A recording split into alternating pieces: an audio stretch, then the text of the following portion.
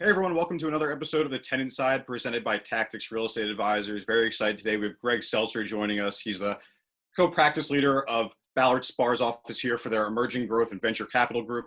He also has a significant practice in the retail and hospitality worlds, which we've talked about have been affected in the wake of this COVID pandemic as we go through this. He's also a fellow Penn State and Temple Law graduate, which immediately gives him a lot of points in my book. Sorry, Gary. Also here with Gary Lozoff. He's my colleague here at Tactix Real Estate Advisors. And Greg, before we get into sort of the VC side of what you do, I want to focus a little bit more on the music side of what you do. You're the founder of the Philadelphia Music Fest, Philly Music Fest, and that's an event that you put on, you produce, and you founded that benefits musicians locally here in Philadelphia. And musicians are a group that have been really significantly affected by the COVID pandemic. They make a lot of their money playing live shows. Obviously, live events are canceled. Can you just talk to us a little bit about what's going on in the music scene and with the fest? Sure, absolutely. I'll park the answer on the festival, and we usually do the core of our Philly Music Fest is a 4-day, it's a nonprofit, but it's a 4-day music festival at 3 different independent venues, Johnny Brenda's, World Cafe Live, and Milk Boy. That's parked for now. It's usually in late September, the last weekend of September. So not ruling out that we have a shot at some sort of a hybrid, low density live with a virtual component, possibly a paid virtual component, but not giving up on it yet. It's fully booked. The lineup is pretty awesome, and we've sold out the last 2 years. So I'm reluctant to give up on that. But in terms of the musicians being hardest hit, I mean, I would say, you mentioned retail and hospitality. The musicians, I think, have been hit harder, frankly. The restaurant space is getting a lot of the press, and they're really mobilizing. The musicians don't have the benefit of an employer getting PPP financing. A lot of times the musicians don't have the benefit unless they have another job that's been, canceled or furloughed to get unemployment. So these are really independent contractors that are in a unique situation that are, a little bit different than maligned bar staff and wait staff. So there's been live streams, there's straight up tip jars, and things like that. I can tell you real quick, and then I'll pause, which is the live stream has gotten a lot of the buzz.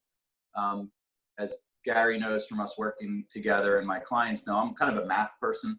I grew up as an accountant, so I'm a spreadsheet guy, and I don't understand the spreadsheet math behind these live streams. So a lot of people have approached Philly Music Fest to say, let's do a big live stream. Let's do a big. I can tell you the math doesn't work. You don't get money to the musicians. You don't get money even to the musicians a lot of times through tip jars and live streams. So what we've been doing at Philly Music Fest is on day 2 of COVID, we launched a micro grant campaign where money comes in. We have no fees. We have no staff. We're a nonprofit. Money goes right out in the form of micro grants. So we've given out over 300 micro grants up to $250 to local musicians. That's the best way to get money to musicians in this environment. So it's really hard hit community. And to riff off of that, I mean, you've got this electronic space, but these are folks who have lost their venue, right? They've lost the physical connection to their audience by being disabled from performing live in front of a physical audience. Two things that I think are very interesting there, Gary, and I don't want to go deep, guys, on music unless you want to, but 2 really interesting things there that you raised. One is in reverse. I've heard from a lot of people that the virtual experience is oddly more intimate for some people than the physical. So if you're at the Wells Fargo Center, or even if you're at Union Transfer, the Fillmore, and you're in the back of the room watching a show, there's a lot there that you don't get at home. But if Gary Lozoff is performing right now for me, I'm seeing you very up close. It might be a private live stream where I can tip you right now. You might want to shut the video on me. But there's an interaction on the live stream that actually is a bit interesting in terms of intimacy. But the other thing that you mentioned is their forum is shut down and we're at home. Yep. One thing that's difficult is that we're at home not used to paying for music anymore. So we're used to streaming our music, getting it for free or $10 a month on Spotify, or going on YouTube and getting it for free. So it's taken months now, 2 months, to condition people at home to, when they want to listen to music or live stream music, to actually pay for that. We're used to only paying for music in person. So we're kind of doing a little mind reset in the spirit of charity for people to actually come out of pocket at home to listen to music. It's a great point. I think access to musicians is something that actually is sort of one of the weird silver linings here, where you can pay for a half hour with some of your favorite artists because they're also at home right now. It's kind of this weird thing. So there is that weird side. I do want to pivot to the tech side of your practice. I know Gary had a question about what's going on in the VC world there. Yeah, look, you have this interesting role at the intersection of a lot of very dynamic elements of the economy. Tech has led the economy nationally, right, in terms of interest and value add over the course of the last few months. The strategic deal side seems to be on fire all over the country. What are your clients doing? What are the opportunities that are presenting for them to execute these transactions, and what are unique challenges that are presented by this COVID moment in getting those deals done?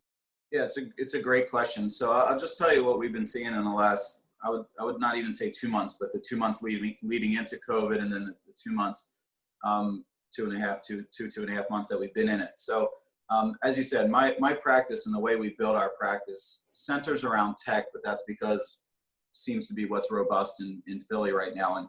And digressing on that, kind of B2B tech is really kind of what's been hot, B2B software and SaaS products in Philly. What I've been seeing in the last kind of 2 to 4 months is that the early part of the market has been robust and almost unaffected by COVID. These are companies that are pre-revenue anyway. They're bootstrapping.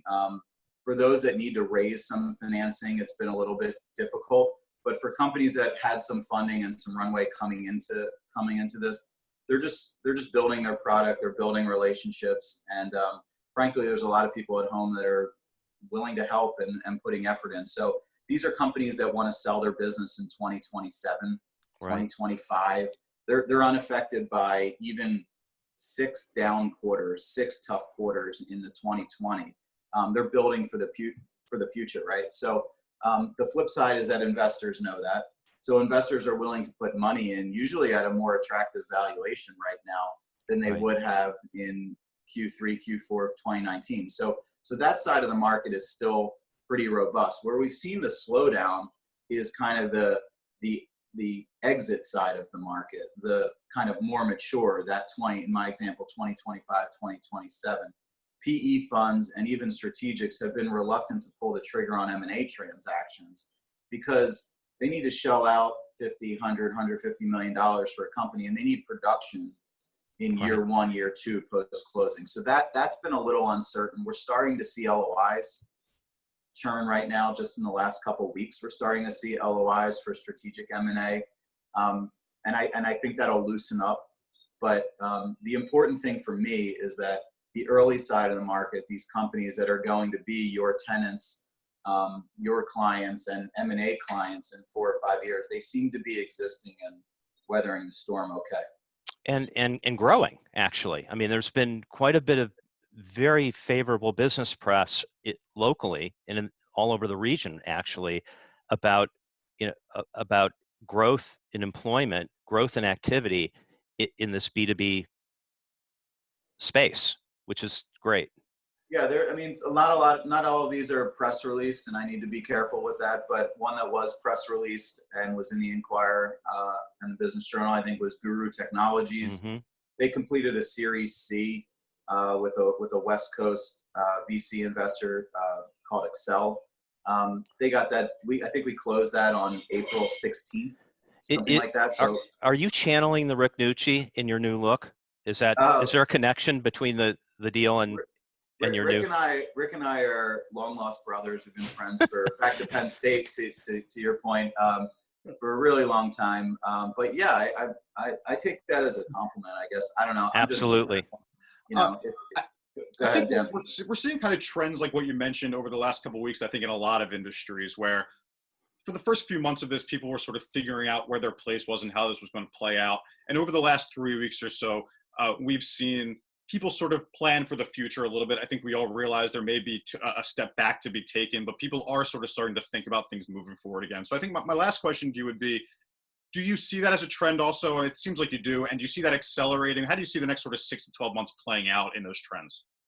So I think in order to answer that question, you really need to bifurcate kind of the highly affected businesses and the moderately affected. So I represent a bunch of big restaurant groups in town. I represent Val and Marcy and Restaurant 13, basically most of the 13th Street restaurants, Cook and Solo, Zahav, Abe Fisher, Dees and Goffero. Those folks completely uncertain. They're doing well. I think they're both well positioned due to a low debt profile as opposed to some competitors. And they've received PPP and they're doing okay. That said, 6 to 12 months, nobody really knows because a lot of these restaurants are opening up at half capacity. Half capacity, it's not proven whether that's even productive for these hospitality or rational. restaurants. Or rational. Yeah, I mean, they say, oh, great, we can go outside seating and take out cocktails. Like in some of these operations, when you look at the math, it's more costly to do that than actually just to shut down and have people on PPP or unemployment. But for the moderately affected businesses, I really think that the deal market is going to come back because as an M&A lawyer, as Gary knows this well, but I mean, I'm an emerging growth venture capital lawyer, but I'm trained the last 17 years and 4 years before that as a CPA, as an M&A lawyer. And all of my people in my practice in the emerging growth side are M&A lawyers. So as a core M&A lawyer, you look for a really hot market is not always great for us. We like a little bit of uncertainty in the market where sellers bring down their expectations to meet with a buyer's expectation that they can extract value. So a little bit of uncertainty in the market is actually productive for the deal space. So in 6 to 12 months, we're actually projecting and predicting that buyers, funds, and strategics will have money from not doing deals for about 6 to 9 months. And we're going to hopefully see some sellers that are thinking, is there a second wave of this pandemic coming? Could there be some different pandemic that happens? I might need to get out of my business now. And it's up to us lawyers, if that's 5 years earlier than the person might want to retire, to structure an arrangement where they sell now, but maybe have an earn out or work over time for 3 to 5 years to kind of bridge this transition. So we're actually predicting in the 6 to 12 months, a lot of M&A deal flow. Probably won't start for about 6 to 9 months. But I think the next 2 years are going to be really robust, kind of the hangover, if you will, from this COVID situation. You know, it's interesting, Greg, before we conclude, there's an analog on the commercial real estate side, right? There is a lot of PE money on the sidelines right now, waiting for the same kind of opening that you're describing that's going to occur with these operating businesses in the next 6 to 12 months on the strategic side. It's fascinating. The money, there's a rationality and a path to how this money moves that's sort of independent of asset class. Yeah, the money's there, I think. Yep. And I think revenue growth is there. E-commerce companies are crushing it, right? So Yep. the money's there. It's just a matter of the expectations of value aligning between the buyers and the sellers, I think. And I think we'll see a little bit more certainty as this unfolds. Well, speaking of expectations of value, you've certainly exceeded any expectation that we had for this conversation. You've added a lot of value into our Tactix living room. Dan, you want to close? No, thank you so much. We really appreciate it. It will be interesting to see if there is that intersection of incentives for buyers and sellers to come to the table in that brief period, if there is one, before things sort of start to go the other way. So thank you so much for joining us. Really appreciate it, and stay safe out there. I appreciate it. Thanks, guys.